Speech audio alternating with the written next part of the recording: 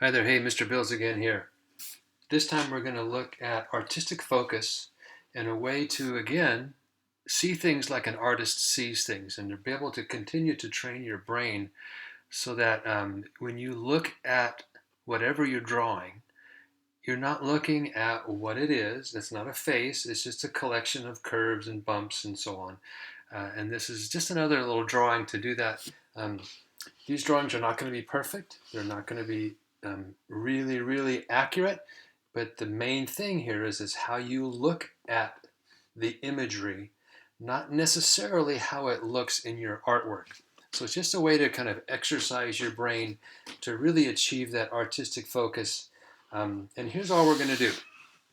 Either in class, we will have all these pictures of different faces, or on the Google Slides that I've created, there are several of these, and you are going to pick 10 of the faces. Doesn't matter which 10 at all.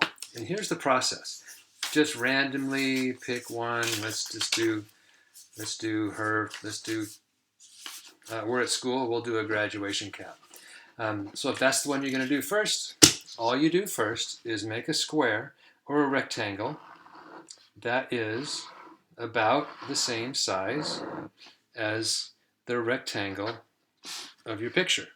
Don't worry about being perfect. It's not going to be. And the trick here is to never lift your pencil. I'm going to do this in pen just to kind of emphasize the fact that I'm not going to lift my pencil. I'm not going to try to fix anything and erase. And you'll see that it's not going to be perfect.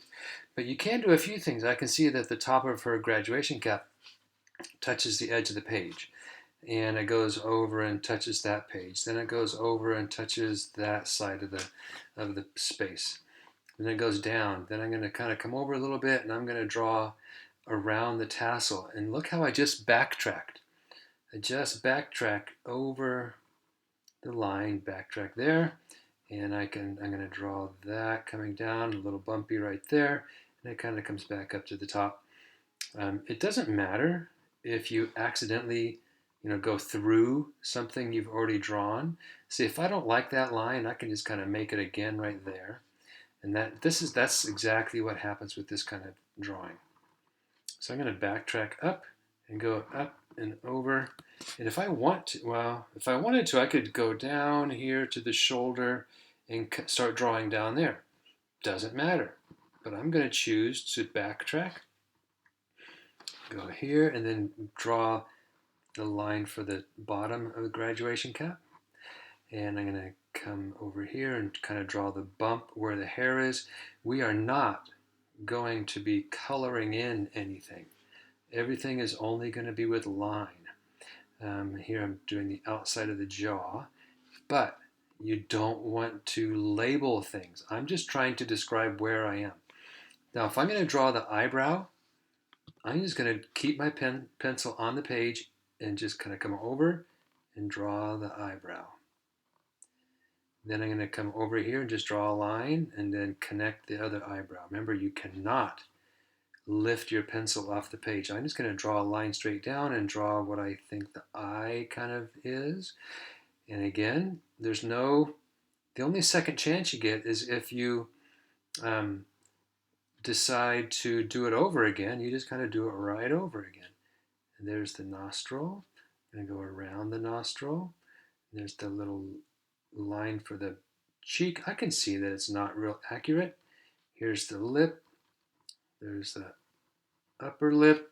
Here's the lower lip. But again, in my mind, I'm trying to think, oh, there's a curve. Here's how much space is between things. Here's how things line up together. And I'm going to draw this line that goes up toward the other part of the nose. And I'm going to backtrack right up there. Backtrack right over the eyebrow. Then go over here to the temple and the jaw and down to the chin and up to the other side of the chin. Okay, here we go. So I'll finish this one and then kind of just briefly describe what you will do next. And then I'll put it in hyperspeed. Whoops, I just ran out of space. I don't have room for her hair. So I'm going to start her hair over here a little farther. but that's okay. I must be talking too much and not staying focused on it. I'm going to go right there. There's some hair that splits off that goes down here. There she has a collar that goes off the page. I'm going to go right here. Oh, I forgot the other eye, but it's okay. I'll make my way back up there.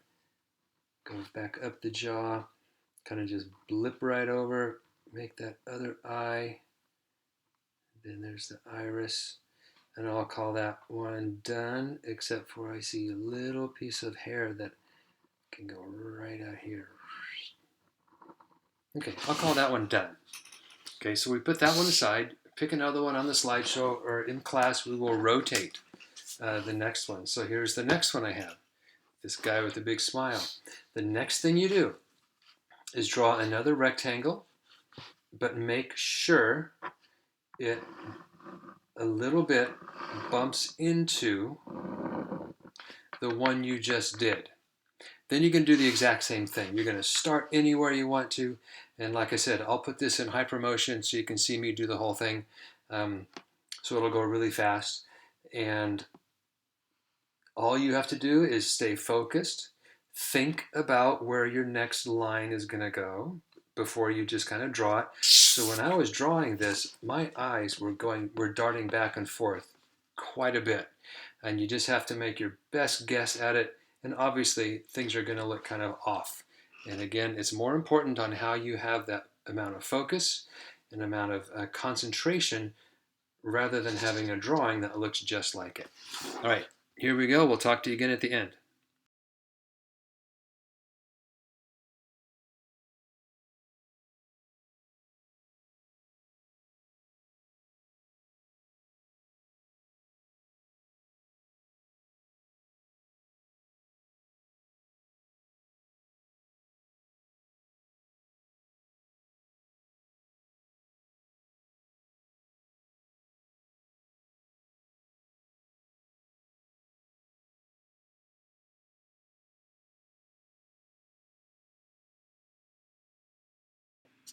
Hello again. Hey, I finished up 9 of them, and that's your requirement. You have to do 9 of these unlifted.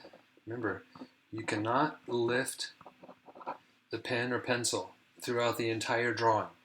A lot of backtracking and going back over. You'll see some lines get thicker and some have a thinner quality, and that's pretty cool. You want to try your best to make them about the same size as the picture that you're looking at. They don't have to be exact, obviously, but they're about the same size. So the key to that is to first make that outside shape about the same size. That'll help you get all the other features about that size as well. So there's that little face right back there. Anyway, do 9 of these. Hang on to it. Make sure to draw nice and dark. You're not going to do any erasing, any fixing. So you just go for it. And if you just hate it the first time you try one, just start over. If it's really making you uncomfortable, start over. I made tons of mistakes. That's just the nature of this. But my main focus was having that artistic focus, staying with the image, and really thinking about the next line that you're going to make after going back and forth and observing left and right from the photo to your drawing over and over again. Don't let your left brain tell you that an eye just looks a certain way. Make sure you're looking with your right brain so you just kind of see really what the shape is doing so you can really try to draw that shape of what you're looking at. All right. Thanks. Have fun with it. Bye.